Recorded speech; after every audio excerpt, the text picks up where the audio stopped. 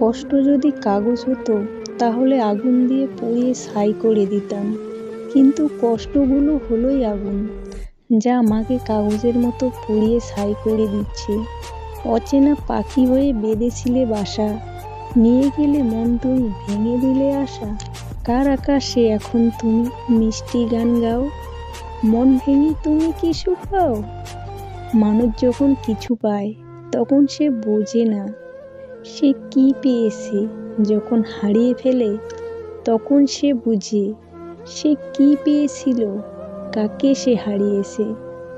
কাউকে পেয়ে যদি আমাকে ভুলে যাও তাহলে আমার কষ্ট হবে না। কষ্ট তো তখনই হবে যখন শুনতে পারবো তার কাছেও তুমি ভালো নেই। ছেড়ে গিয়েও স্মৃতির মাঝে ডুব অভিশাপ দিলাম, স্মৃতি ছাড়াই ভালো থাকুক সে। জীবনের গল্পটা শুরু হওয়ার আগেই শেষ হয়ে গেছে, হয়তো আর কখনো সাজাতে পারবো না আগের মতো করে। নীরবে কাঁদার চেয়ে বড় কষ্ট বোধহয় পৃথিবীতে আর কিছুই নেই।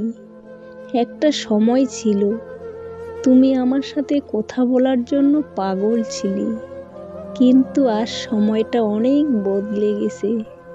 জীবনটা কত বৈচিত্র্যময়, মুহূর্তে মুহূর্তেই পরিবর্তন হয়। স্বপ্ন ভাঙে, স্বপ্ন গড়ে, কখনো দুঃখ, কখনো কষ্ট, আবার কখনো সুখ। মেয়েদের জন্য সবচেয়ে বড় স্কুল হলো শ্বশুর বাড়ি। সেখানে শিক্ষকের অভাব নেই, আর শিক্ষারও অভাব নেই।